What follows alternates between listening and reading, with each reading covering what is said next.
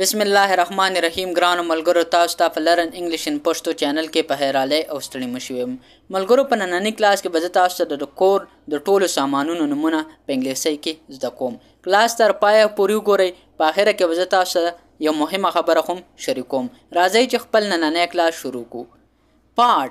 پارت چې کوم دی لوخه پارت چې کوم دی هر قسم لوهي ته موږ ویل شو ضروري نه چې کوم د تصویر کې نه دی قسم لوهي ته موږ پارت وي پارت موږ هر لوهي ته ویل شو ټی پارت چانک د چانک چې کم کې چې موږ چای چو هغه ته په انګلیش کې وي ټی پارت کیټل چانک کیټل هم چې کوم دی دا موږ چانک ته ویل شو ټی پارت او کیټل د کې اس قسمه فرق نشته دوانه چانک ته وي شیمپو یعنی په کم سیس چې موږ سر وینځو د سر صفا کولو لپاره استعمالو لیمپ بلب ریفریجریټر یخچال یعنی کم ته چې موږ فرج هم وي چولا هغه سیس دی چې په دې باندې موږ ترکاری وغیرہ پخو کپ پیاله ګلاس واردروب د جامو الماره یعنی په کومو الماره کې چې موږ جامې اچو هغه ته موږ په انګلیش کې وي واردروب بیډ کټ بلانکټ کمبل پیلو تکیا یعنی کوم تکیا ته چې موږ ډډه وخو هغه ته په انګلیش کې ویل شي پیلو بوک کیس د کتابونو الماره یعنی په کوم الماره کې چې موږ کتابونه ابدو هغه ته بوک کیس وي ټیبل میز کافی ټیبل د چای میز یعنی په کم میز باندې چې موږ چای اسکو دا ګول شانته میز دي ته په انګلیش کې وي کافی ټیبل او دا کم چې عام ټیبلی کم عام میز هغه ته موږ په انګلیش کې ویل شو ټیبل چایر کرسی کارپټ قالین کرټن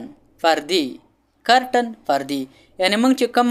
کړکو ته یا وغیرہ ته کومې پردي لګولي په کور کې نو هغه ته په انګلیش کې وي کارټن سوپی ته موږ په انګلیش کې سوپا هم ویل شو او دې ته په انګلیش کې ویل شي کاوچ هم وته وي COUCH کاوچ ټلویزیون ټي وي سیفټي پین بکسیوا ساس پین چې کومه دا موږ سره یو غټه دیګ شانتي یو وړوکی دیګ شانتي دې ته موږ په انګلیش کې ویل شو ساس پین تاسو ته په تصویر کې هم کاری تاسو ورته په پښتو کې سوې ماته په کمنټ سیکشن کې وای شاول بیلچا ډست پین چې کومه دا دې ته وی په پښتو کې د ګندګۍ بیلچا یعنی په کم سیس چې موږ ګن وغیرہ صفا کوو پنس چې کومه دا موږ بال ته وی یعنی یو بونډري ته موږ وی بات ټب د لمبا ډولچا یعنی په کم ځای کې چې موږ لامبو یعنی د لمبا لپاره یو وړه شانته ډولچي دا اکثر په بهر ملکونو کې خلک استعمالي دي ته په انګلیش کې وي بات ټب یعنی د لمبا ډولچا سکیل پیمانه چې کومه دا موږ سره یو تلی چې په دې باندې موږ ودرېږو نو موږ ته ښیي چې دا سیز دومره کیلو دی یا مطلب د هر سیز وزن موږ ته ښیي نو دې ته په انګلیش کې وي سکیل سوپ بار صابوندانه ته په انګلیش کې ویل شي سوپ بار سینک چې کومه دی په بیسن کې چې د لاندې کم د سوریا شاندې کم ته چوبو ورتویږي دې ته په انګلیش کې ویل شي سینک ساچین اره ته په انګلیش کې ویل شي ساچین دا هغه اره ته وي په کم کې چې زنجیر شانته لګېدلې د جنریټر اره او سمپل چې کوم عام د لاس سره موږ سره سي هغه ته په انګلیش کې وي هاند سا سیوینګ میشین د جامو ګنډلو میشین یعنی په کم باندې چې موږ کپړې ګنډو هغه ته په انګلیش کې وي سیوینګ میشین یعنی د جامو ګنډلو میشین پیسټل چې کوم دی ته موږ په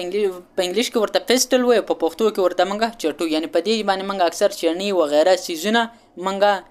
میده کوو پلیټ تاله پرنټر چاپ کوونکی چې کوم دی په دې باندې موږ مختلف قسمه کاغذونه وغیرہ چاپ کوو ریډیو رینکوټ چې کوم دا موږ سره هغه کوټي یعنی هغه موږ سره جیکټ راسي کوم چې موږ په باران کې استعمالو یعنی د باران کې موږ استعمالو دي نه باران نوځي دا موږ د باران نه بچ کی پلایر فلنجر واس پلنجر چې کومه دی دې ته موږ یعنې په دې باندې خل دانګونه وغیره هم وخي. تاسو ورته په پښتو کې څه وایي هغه هم ماته وي او تاسو د څه لپاره استعمالوئ. ریډیټر چې کومه دی دا موږ سره یو شی دی چې په دې باندې موږ یو شی ریډیټ کوو. پیډلاک تالا او تالې ته موږ په انګلیش کې ویلی شو صرف لاک هم ورته ویلی شو.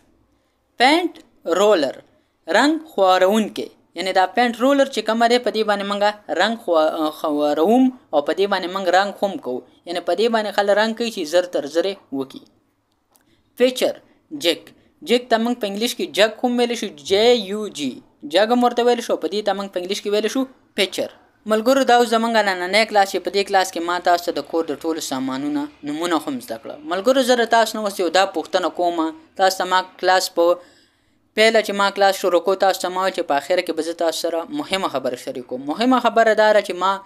په کلاس کې تاسو ته یو کمیونټي پوسټ کړو. تاسو ته ما ویلو چې زه ډېر ستړی یم نو دا به موږ په انګلیش کې څنګه وایي. په هغې کې 13-14% کسانو هغه غلط کړی هم او په هغې کې ما دا هم کړو چې کم کریکټ اپشن هلته تاسو ته ښودو هم خو بیا هم 13-14% کسانو غلط کړی و. په هغې کې 30 کسانو وټچولی و په هغې کې 14% غلط کړی نو تقریبا چې 4-5 کسانو هغه غلط کړی و. نو ملګرو زه پوه شوم چې تاسو د کلاسونو نه زده کړه نه ده کړې. ملګرو زه تاسو ته ریکویسټ کوم چې کلاس تر پایه پورې ګورئ او ما تاسو ته دا هم ویلی دي چې چېرته تاسو ته په انګلیسي کې څه قسمه مسله هم وي نو تاسو ما ته کمنټ سیکشن کې کمنټ هم کولی شئ او تاسو ما ته په واتساپ هم SMS هم کولی شئ. نو تاسو ته ما ویل چې په انګلیسي کې به زه ستاسو هر قسمه مسله حل کوم. ملګرو مهرباني وکئ کلاس تر پایه پورې ګورئ نو انشاءالله په انګلیسي کې به تاسو ته هېڅ قسمه مسله هم نه راځي. تاسو ما له مشوره هم راکولی شئ. تاسو ما ته دا هم ویلی شئ چې تاسو دا ټیچینګ په دې طریقه کوئ موږ ته کلاس کې دې څه ضرورت دی نو انشاءالله د ټول هر څه نه بې فکره شئ په اسانه طریقه به درته زه ټول هر څه ایکسپلین کوم. ملګرو نننی کلاس زموږ پای ته ورسېدو. انشاءالله تاسو سره به په یو بل نوي کلاس کې ملاقات کیږي. تر هغه وخته پورې مال اجازت راکئ. ما په خپلو دواګانو کې یاد ساتئ او د خپل ځان هم ډېر خیال ساتئ. د الله په امان.